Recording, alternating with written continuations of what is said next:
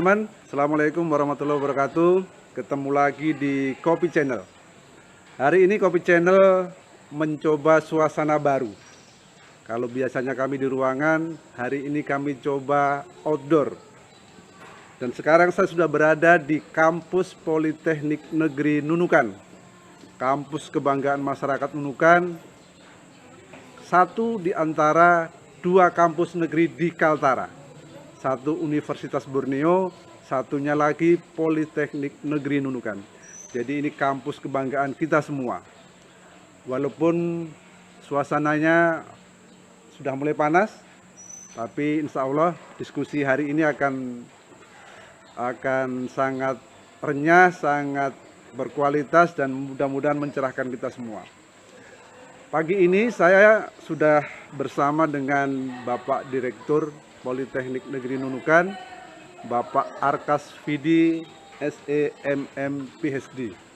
Assalamualaikum Pak Arkas. Waalaikumsalam Pak Widodo. Waalaikumsalam Pak para pemirsa Kopi Channel Podcast. Ya. Sehat Pak kabarnya? Alhamdulillah sehat. Kampusnya Pak adem. Ya, alhamdulillah lah. Ini ada pohon-pohonnya kita tanam beberapa 7 tahun yang lalu ditanam sudah seperti ini. Pak, di era otonomi daerah itu ada euforia.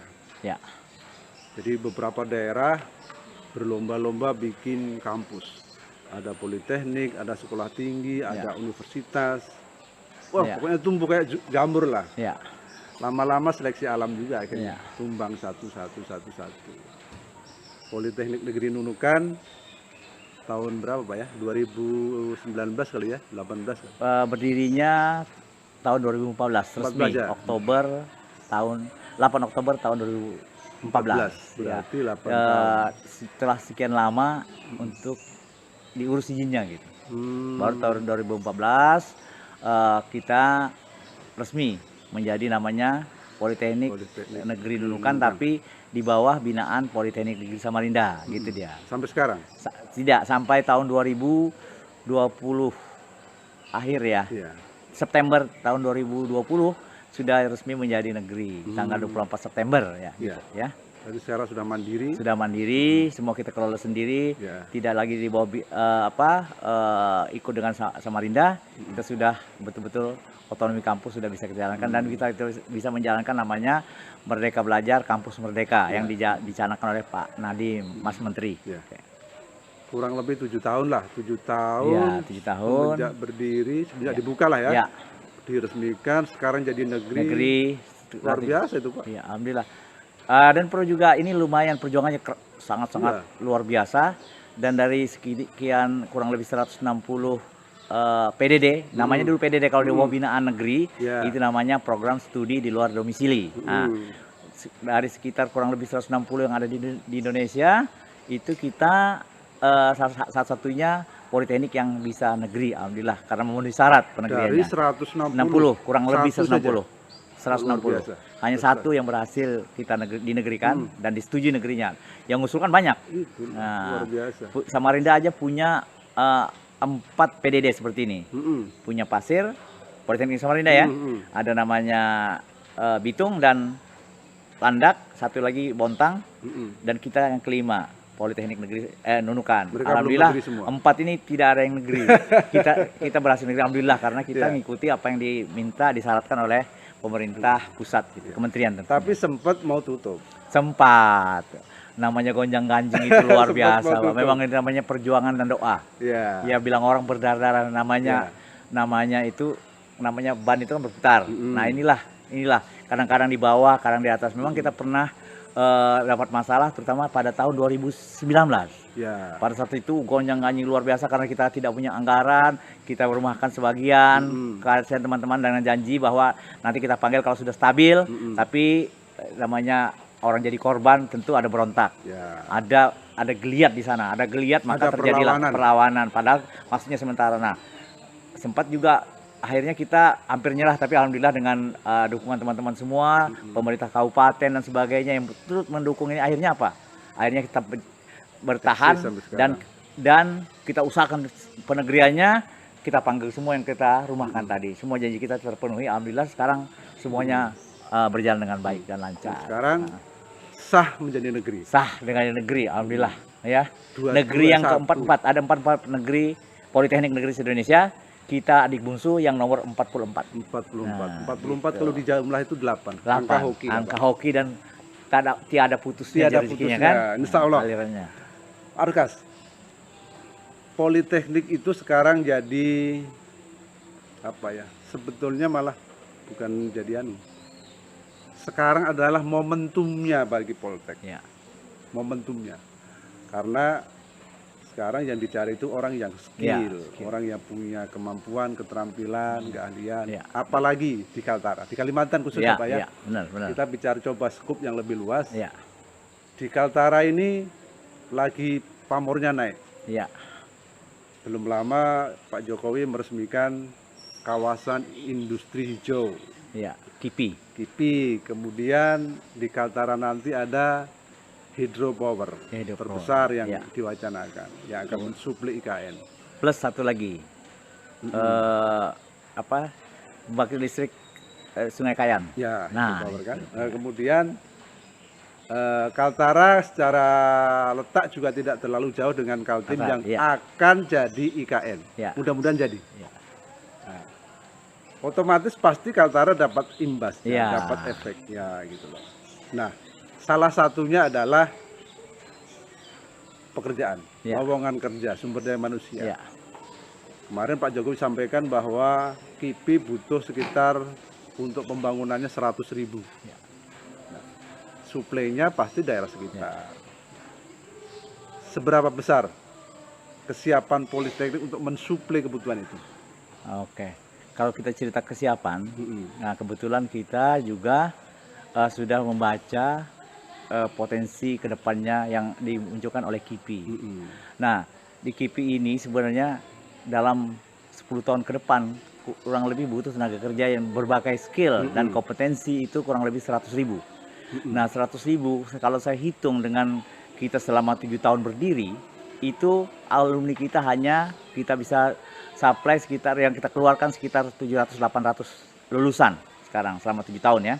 Nah, artinya 100.000 itu kebutuhan yang sangat besar. Hanya sekian persen saja dari yang kita bisa hasilkan per tahun, kita hanya bisa menghasilkan per tahun. Kalau sekarang di Politeknik ini hanya paling tidak 200, 150 sampai 200 antara itu. Jadi sangat kecil. Kalau kita hitung dengan kebutuhan tenaga kerja dengan proyeksi yang sudah dicanangkan tadi. Nah, alhasil kami sudah membaca peluang itu dan kami sudah menyiapkan bagaimana tenaga kerja kita masuk ke KIPI. Nah, kami sudah baca peluang-peluang ada apa saja yang ada sehingga kami proyeksikan. Nah, untuk itu kami sudah mencoba mengusulkan 4 program studi baru supaya bisa 2 kali lipat. 2 kali lipat pemenuhan supply tenaga kerjanya ke Kaltara, terutama kalau menuju ke KIPI. Nah, kami buka juga sekarang itu sedang kami proses pengusulannya D4, 4 program studi yang ada sekarang. Sekarang baru D3 Pak ya? D3. Nah, kita sudah bikin tim dan sudah digarap itu program D4-nya. Mudah-mudahan tahun ini bisa disetujui dan tahun depan bisa kita launching atau kita resmikan. Kemudian dalam 4 tahun ke depan berarti kita bisa sudah masukkan tenaga kerja yang khusus memasuki untuk tenaga kerja yang di KIPI. Nah, salah satunya misalkan kita buka itu adalah perdagangan internasional atau international business. Nah, itu tentunya kalau namanya pelabuhan itu kan cerita perdagangan. Nah, kita cerita ekspor impor. Makanya kami akan mensuplai tenaga kerja yang D3 maupun D4-nya untuk itu. Sekitar paling tidak 80 paling tidak 80 orang per tahun. Itu 80 orang. Nah, dari program studi yang lain kita akan supply sekitar berarti kita paling tidak per tahun sampai 500 orang 300 orang. 200 sampai 300 lah. 200 sampai 300 orang tenaga kerja per tahun. Nah, itu yang spesifik yang ada hubungannya dengan kita yang betul-betul levelnya bukan kita penghasil buruh, tapi penghasil middle management ke atas. Nah, ini saya perlu jelaskan ya bahwa baru-baru beberapa bulan yang lalu Pak Gubernur di bawah DPRD provinsi dan staf ahli gubernur datang ke Semarang. Mereka ingin membuka SMK untuk mensuplai tenaga kerja ke KIPI. Nah ini saya bilang, bukan saya mengkritisi, tapi alangkah baiknya energi itu dibuat untuk menguatkan politeknik yang ada, supaya apa? Supaya kita mensuplai bukan lagi low manager, tapi middle manager to up, sampai atas. Nah itulah politeknik sampai mulai D3 maupun D4. Nah makanya saya sudah minta audiensi dengan gubernur untuk menyatukan konsep ini. Konsep SMK digabung dengan konsep politeknik sehingga menjadi sebuah output yang luar biasa gitu. Kalau ada peluang kenapa dikasihkan orang? Iya itu. Kalau kita mampu. Kan gitu 100.000. Ya. Ini 100.000. Ya. 100.000 Yang penting mampu betul. Kecil. Perkuat SMK-nya. Ya. Tapi jangan langsung dimasukkan ke KIPI. Ya. Masukkan lagi ke politeknik sehingga dia punya jenjang level manajemen, bukan hanya Secara level pekerja. Kemampuan naik. Iya. Secara Kemampuan gaji naik. juga naik. Dan kita martabat kita Kalimantan Utara juga naik di depan secara nasional. Itu yang kami canangkan ke depan. Tapi coba kita breakdown Pak ya, kita Ya. breakdown. Poltek punya 4 jurusan. Ya. Perikanan, Teknik alat sipil, berat, sipil sama bisnis. bisnis. Ya. Administrasi bisnis. Ya. Dari 4 jurusan ini masih relevan kah? Insya Allah masih relevan karena kita Mohon maaf, begini Pak, karena ada proyeksi kan, kadang-kadang ada proyeksi sekian pekerjaan yang bahkan hilang di era ini nanti kan. Iya, saya tahu itu. Nah, kemudian ada beberapa jenis pekerjaan yang akan muncul gitu. Gimana ini Pak? Analisisnya? Nah, makanya kami itu kurikulum selalu kita update. Setiap tahun kita namanya ada workshop kurikulum untuk mensinkronisasi dengan kebutuhan. Misalkan kita tidak lagi butuh namanya tenaga kerja yang sifatnya konvensional menggunakan peralatan konvensional, ya. Misalkan filing, kita tidak lagi untuk bisnis itu tidak lagi main filing yang sifatnya konvensional, yaitu paper yang disusun sedemikian rupa supaya gampang dicari, tapi kita main sudah digital system.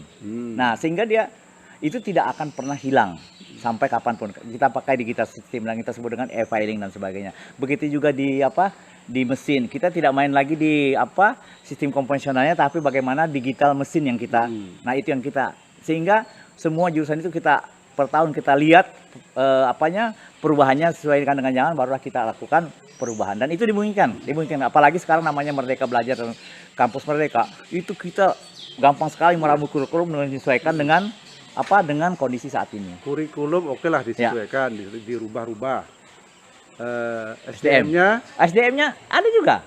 Alatnya bisa juga. Jadi begini, saya ada prakteknya lah bisa kan. Nanti, nah ini kadang-kadang kita berpikir konvensional, melihat alat praktek tadi. Jadi begini, sekarang konsep belajar itu, pertama SDM-nya ada. Saya cerita SDM dulu ya. SDM kita di Indonesia, Pak Mas Menteri luar biasa. Disediakan kita mau on job training ke luar negeri, ke Caterpillar, kemana disiapkan dana. Yang penting kita mau. Dosen kita bisa kirim ke Jepang, bisa kirim untuk SDM-nya, bisa kirim ke Amerika, bisa kirim kemana saja untuk meningkatkan kompetensi dia. Itu pertama. Jadi dana tersedia untuk itu. Kita saja tidak mengambil kesempatan. Ya karena pool of English level. Nah itu masalahnya. That's the problem. Kedua, alat. Alat itu sekarang kita ada namanya project based learning system, belajar.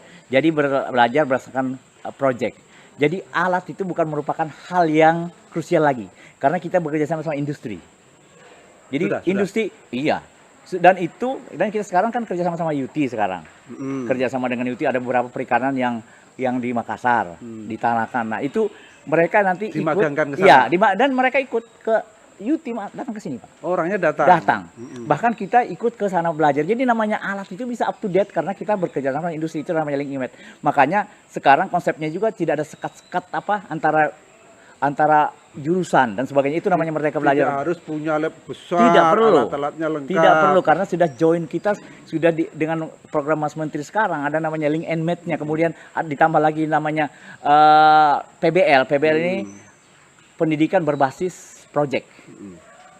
Project based learning system namanya. Nah di situ orang belajar menghasilkan produk. Nah dia nanti kerja sama industri masuk. Jadi setelah itu kita dibawa ke industri untuk membuat produk yang kita ingin buat itu. Jadi sebenarnya yang kita katakan alat yang lain nggak ada, itu masalah itu sudah dipecahkan oleh kementerian kita. Jadi kurikulum SDM bisa lah. Karena aku dengar juga Pak, saya dengar banyak dosen-dosen dari luar yang mau masuk juga ke sini. Iya, itu beda lagi beda lagi itu ada surat. Yang jelas kerja sama kita sama industri sekarang sudah menyediakan kewajiban, bahkan kita digaji, kementerian menyediakan gaji orang industri untuk masuk sini sebagai dosen praktisi namanya. Luar biasa sekarang memang programnya. Kita aja kadang-kadang nggak bisa ngikuti saja sekarang programnya, luar biasa. Jadi sebetulnya Politeknik Negeri secara potensi luar biasa. Iya, potensi. Gitu loh. Kemudian untuk politeknik itu namanya kan jenis pendidikannya vokasi. Pendidikan vokasi itu dia sekarang dibagi, Direktorat Jenderalnya sudah dibagi, ditangani khusus oleh Direktorat Jenderal Pendidikan Vokasi namanya. Sehingga antara SMK dengan SMK dengan politeknik itu jadi satu kesatuan. Linknya nyambungnya itu masuk gitu. Jadi tidak sia-sia di pelarian SMK tadi, kemudian masuk ke politeknik itu nyambung. Jadi lebih bagus kompetensinya, tidak terputus. Gitu. Nah, gitu. Jangan sampai nanti di SMK ketemu mesin bubut, politeknik Nah, ketemu mesin bubut lagi. Nah, dia sudah makanya disatukan sekarang dirjennya, namanya Dirjen Direktorat Jenderal Pendidikan Vokasi. Di mana di dalamnya ada SMK dan politeknik. Jadi satu kesatuan. Kalau dulu kan hanya satu Direktorat Jenderal. Nah, artinya ini menunjukkan keseriusan Pak Menteri, keseriusan pemerintah untuk meningkatkan pendidikan vokasi di Indonesia gitu. Terus terkait dengan rencana pembukaan jurusan baru. Ya. Sekarang kan eranya era digital. Ya, era big data. Big data. Ya. Sekarang saya pernah baca bahwa lapangan kerja yang nanti akan muncul dan sekarang diminati itu analis big data, analis digital marketing, gitu kan. Siap Politeknik menyambutnya? Siap, makanya kita. Tapi jurusannya belum ada ini, Pak. Ada yang mau dibuka itu. Dia begini, jangan beranggapan bahwa misalkan kalau big data kita di sistem informatika saja. Jangan beranggapan bahwa digital marketing itu di sistem informatika, main di software. Tidak. Dia merupakan mata kuliah inti di International Business Study. Oh, jadi numpangnya bukan jurusan sendiri. Iya, bukan jurusan, tapi numpang di mata kuliah. Nah, yang penting keahliannya yang dapat gitu. Keahlian apa? Digital marketingnya dapat.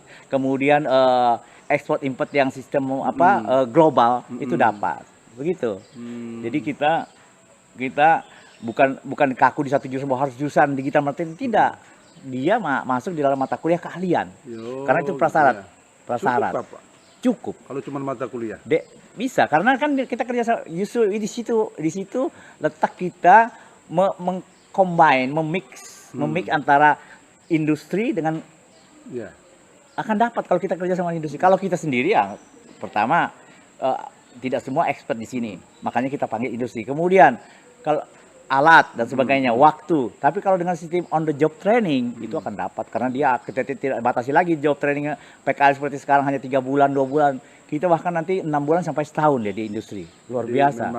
Experience-nya dapat, skillnya dapat, kompetensi dapat. Iya, itu rencana kita. Mudah-mudahan ini bisa kalau Mas Menteri itu rencananya lewat dirjennya namanya Pak Wikan. Luar biasa mereka. Banyak betul-betul gerakan-gerakan kementerian sekarang yang saya anggap luar biasa gitu.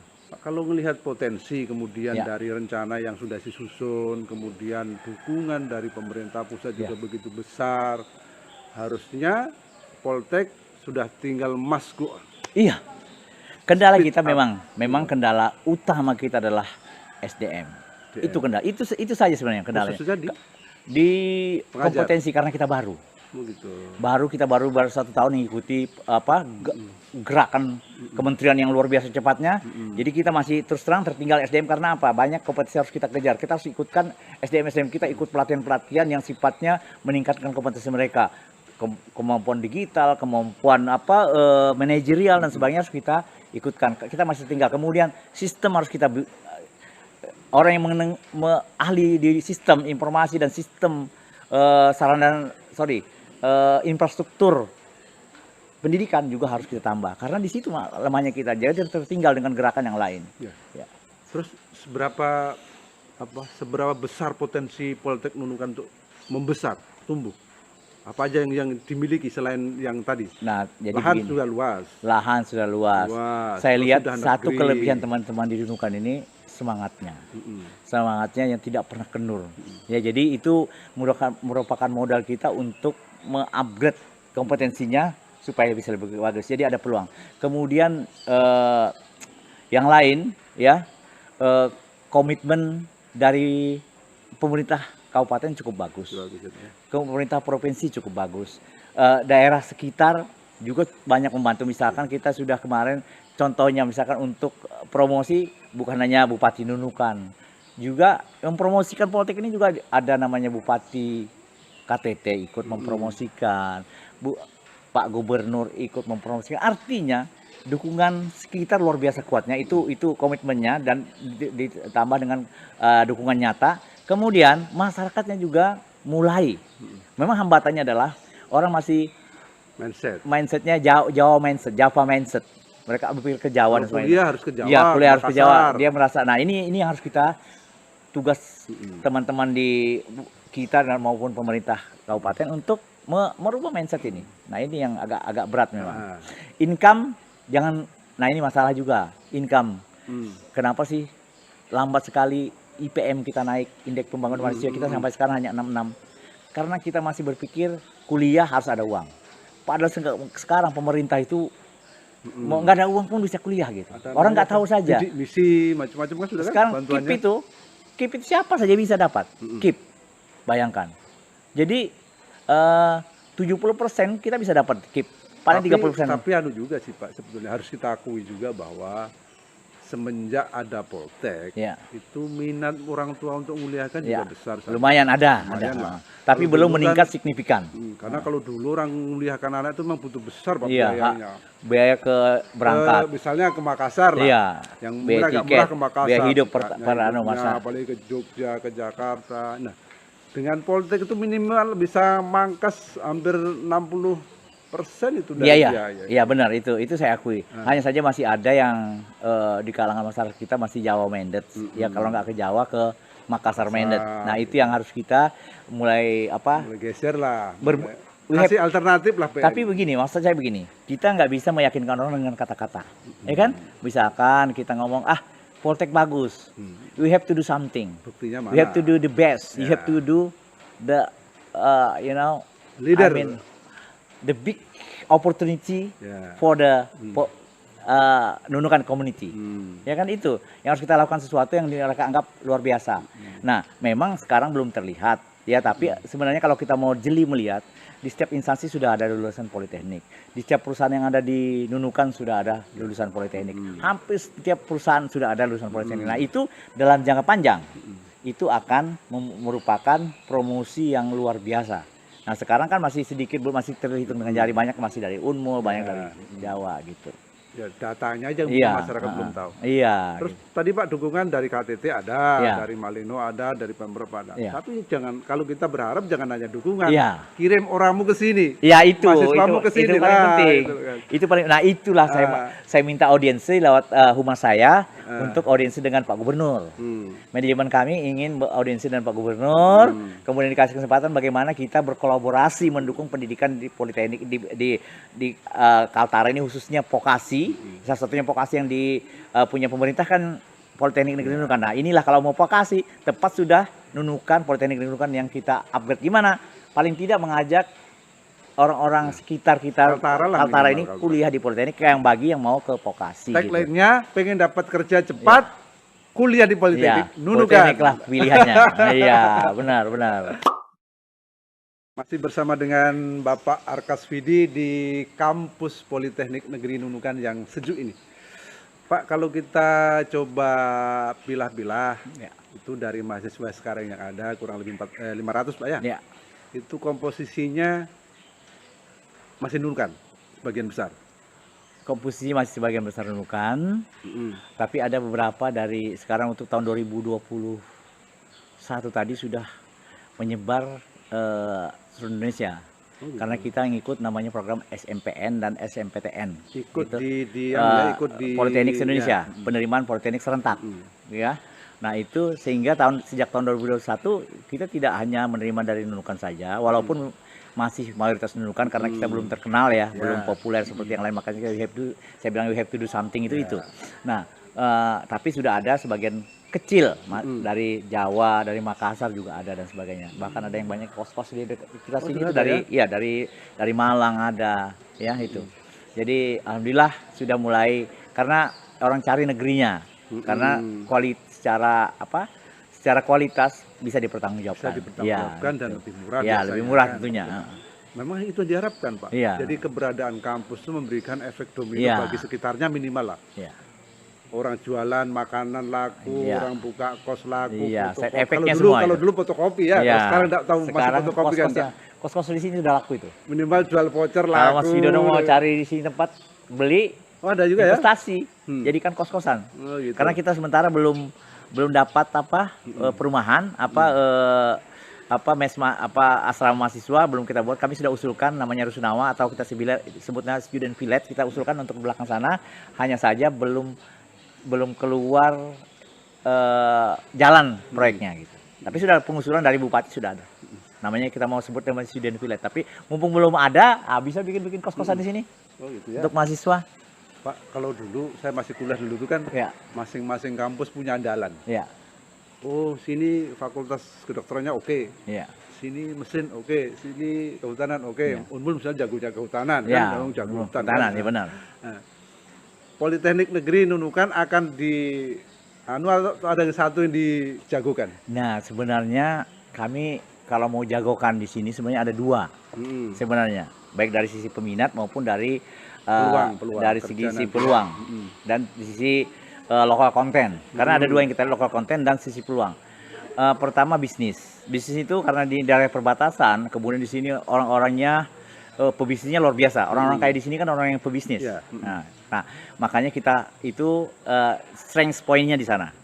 Nah, dan kebetulan ini juga jurusan dan banyak kayaknya ya. favorit di sini. Favorit juga, kan? Ya, artinya di sisi lokal kontennya dapat, muatan lokalnya dapat karena daerah perbatasan dan pebisnis semua kita ambil sebagai unggulan. Makanya tadi muncul nanti digital marketingnya untuk mata kuliahnya dan sebagainya, supaya dia bukan hanya bisnis. Kita mau menghasilkan bukan hanya seputar Indonesia Malaysia bisnisnya, bahkan saya pengen ada orang lulusan kita sudah international bisnis, bukan hanya antar dua negara, Indonesia Malaysia, tahu sebatik, tapi sudah ke global. Gitu. Orang menjual kan tidak harus punya toko. Ya, itu makanya itu konsep itu yang mau kita mainkan di sini. Kemudian yang kedua, perikanan, karena mau lokal potensi lokalnya itu perikanan, dan itu sesuai dengan visi misi juga bupati maupun gubernur, yaitu agribisnis yang sifatnya termasuk yang dalam arti sempit adalah perikanan. Maka kita perkuat.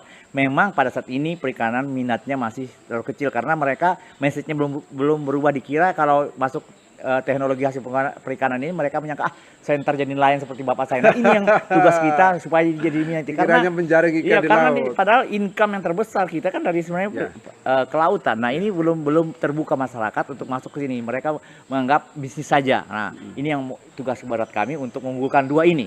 Kalau yang alat berat maupun itu kan karena dalam jangka panjang mungkin tetap kita unggulkan, tapi merubah konsep kurikulum terutama kita arahkan ke digital semua, ke maintenance digital semua.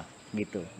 Gitu. Jadi yang dua, bisnis dan perikanan. Nah, terus sampai sekarang sudah meluluskan sekitar 700 lebih ya. Nah, kalau harapannya mahasiswa dan para orang tua sebetulnya kan jangan dah kalau sudah lulus ya udah lepas gitu lah gitu, minimal bantu kami cari kerjaan. Jadi begini. Nah, inilah bedanya politeknik dengan universitas. Ya.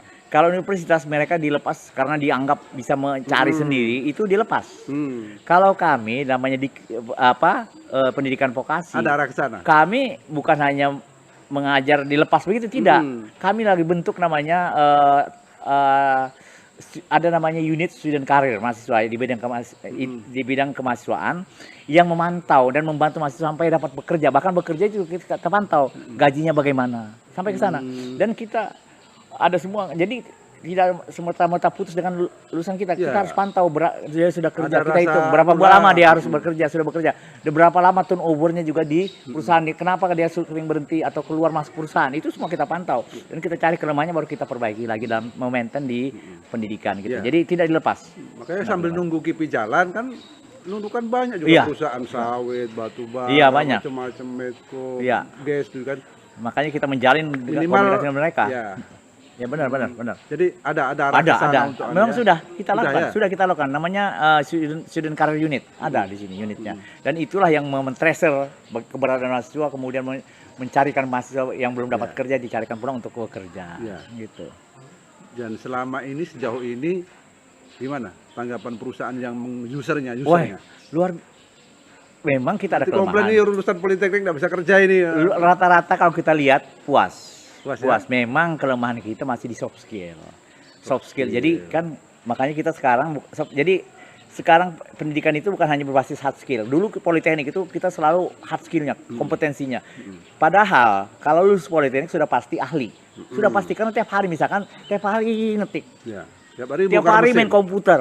Pasti ahli lah. Ya. Tiap hari bongkar mesin. Hmm. Tiap hari pasang fondasi. Hmm. Pasti ahli sudah secara hard skill. Nah, ternyata masih kurang setelah kita lihat pada tracer tadi. Soft skillnya kurang. Antara lain apa itu? Soft skill yang kurang itu komunikasi. Oh, Kadang-kadang gitu ya. kita nyeplok-nyeplok aja ngomongnya. Nah, itu yang perlu ditata. Attitude. Disiplin. Itu yang mau. Kemudian ada lagi. Ini penyakit Indonesia itu, Pak. Iya, makanya kita sekarang Penyakit Indonesia itu yang dilihat sekarang. Kemudian tidak tahan kerja di bawah Etos tekanan. kerjanya tidak terlalu ya. Etos kerja bagus karena mereka sudah terbiasa di Oh, politeknik nggak itu. biasa under Etos kerja pressure, luar biasa ya. mereka. Cuma kalau sudah ditekan kerja, misalkan mau akhir bulan atau akhir tahun itu nggak sanggup dia. Nah ini harus dianu. Jadi kerja di bawah tekanan.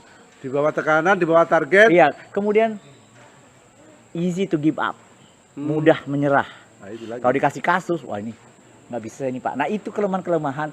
Plus memang satu hard skill yang kurang adalah English communication skill. Nah, itu. Nah ini makanya kita ada program namanya ICE di sini. Penyakitnya 62. Iya. Enggak bisa Iya. Inggris.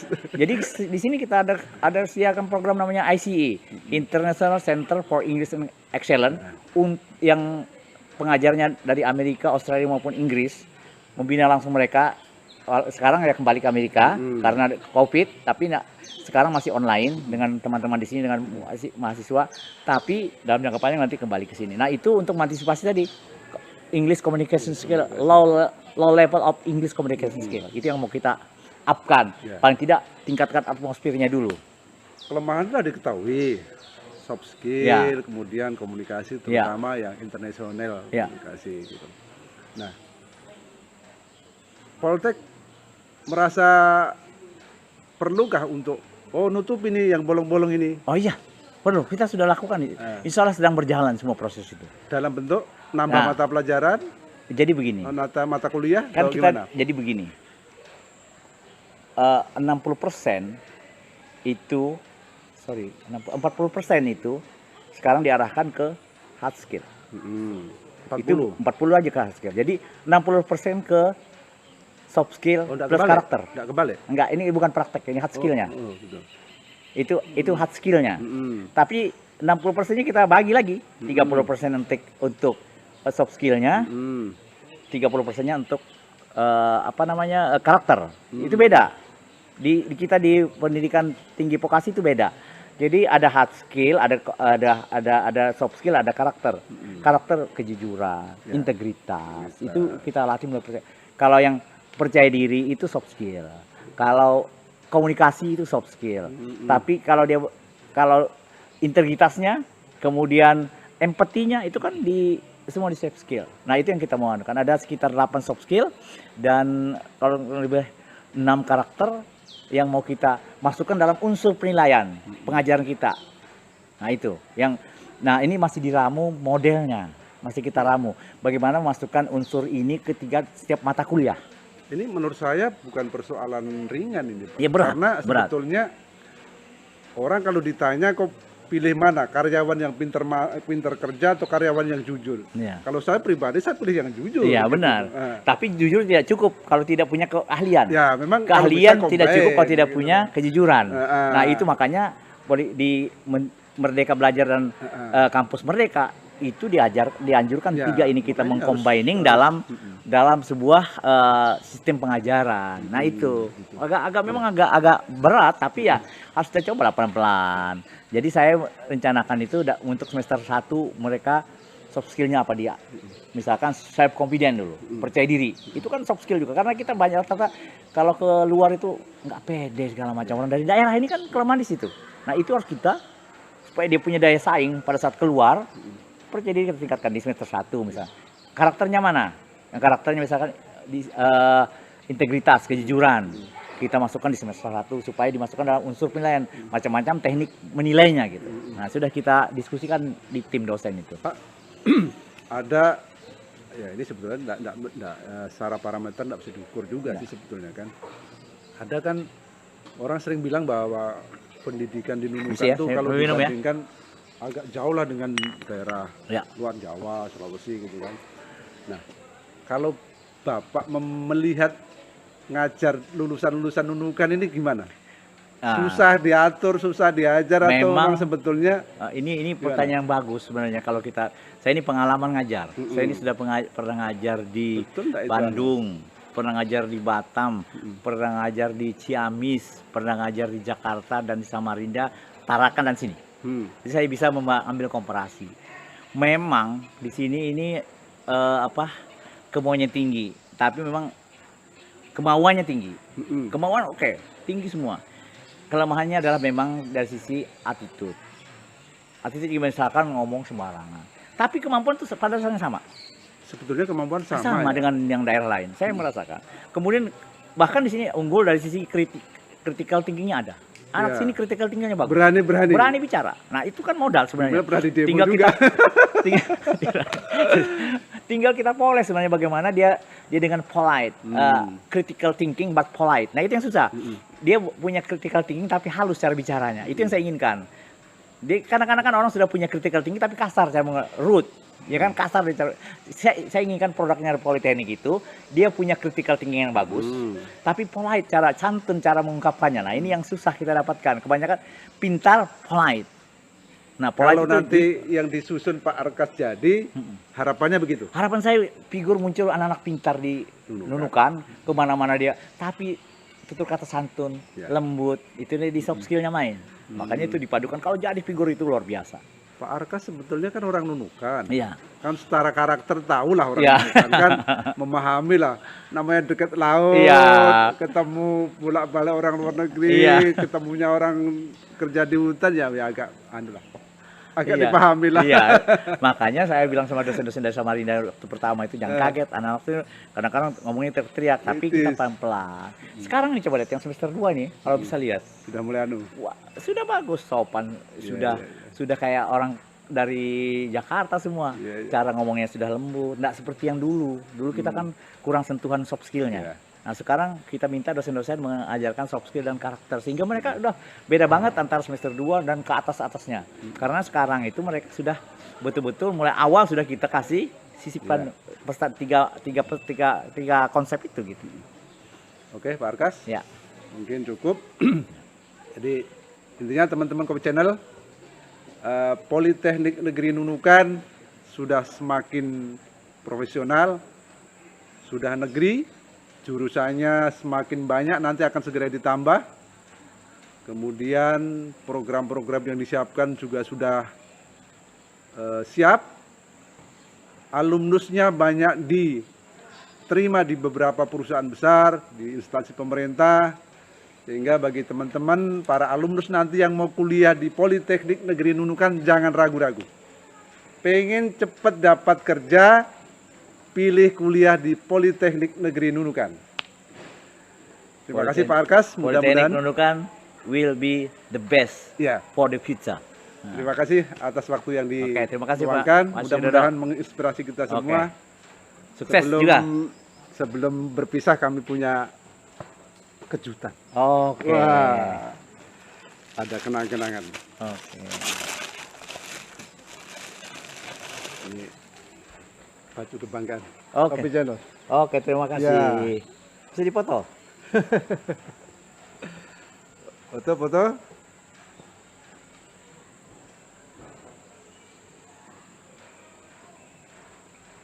Sebelum saya akhiri, buat teman-teman mahasiswa Politeknik Negeri Nunukan, jangan lupa like, comment, share, dan subscribe YouTube Pemkab Nunukan.